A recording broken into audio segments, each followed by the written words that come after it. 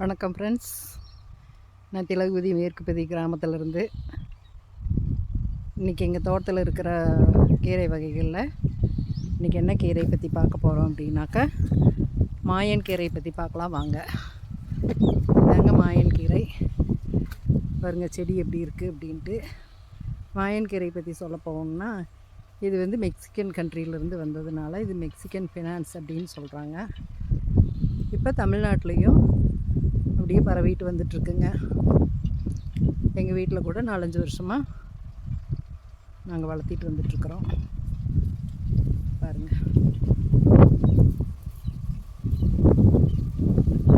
இப்போ இதை பார்க்குறதுக்கு பப்பாளி இலை மாதிரியும் கொட்டை செடி மாதிரியும் இருக்குது.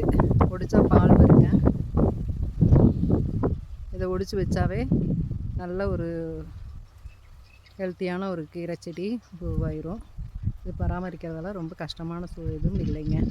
எங்கள் ஃபுட்டில் வந்து எப்படி சேர்த்திக்கிறோம் அப்படிங்கிறது பற்றி பார்க்கலாங்க. இப்போ வந்து இதில் காலையில் வந்ததும் ஒரு 4-5 கொழுந்து பறித்து கொண்டு போய் டீ போட்டு குடிச்சுக்குவோங்க. அப்புறம் இலைகளை வந்து அதேமாரி சூப்பாகவும் குடிச்சுக்குவோம், சூப் போட்டும் குடிச்சுக்குவோம். அப்புறம் இலைகளை பறித்து நல்லா வதக்கி பொரியலாக செஞ்சுக்குவோம். பருப்பு கூட்டு இந்த மாதிரி ஏதோ ஐட்டம் செஞ்சுக்குவோங்க. இன்னும் இந்த இலைகளெல்லாம் வதக்கி ஒரு சில டைமில் போண்டா சுடும்போது அதுக்குள்ளே போட்டு சுட்டுக்குவோங்க. அதேமாரி வடை சுடும்போதும் அந்த வடை மாவுக்குள்ளே போட்டு வடை சுட்டுக்குவோங்க. அது ஒரு சுவையான ஒரு இதாக இருக்குங்க. பாருங்கள், பார்க்குறக்கு எப்படி இருக்குதுன்னு. இது ஒரு ரவுண்ட் ஷேப்பில் அழகாக வர்றதுனால, நல்லா புஷ்ஷியாக நல்லா அழகாக வர்றதுனால இது ஒரு அழகு செடியாகவும் வளர்த்திக்கலாங்க. அதே சமயத்தில் இது நமக்கு ஒரு சிறந்த ஒரு கீரை செடியாகவும் இருக்குது. இது பூக்கள் கூட அழகாக இருக்குங்க. இதனோட பூக்கள் பாருங்கள்.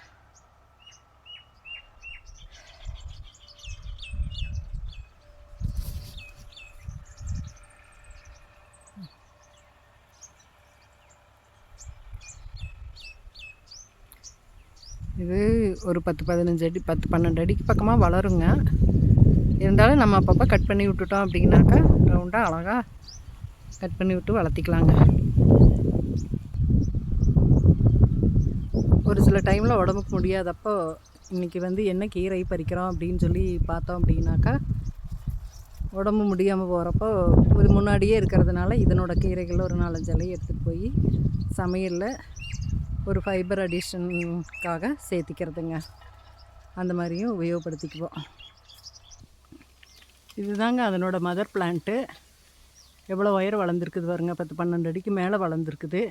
இதிலேருந்து ஒடிச்சு தாங்க நாங்கள் அந்த செடியெல்லாம் வச்சோம். பாருங்கள்,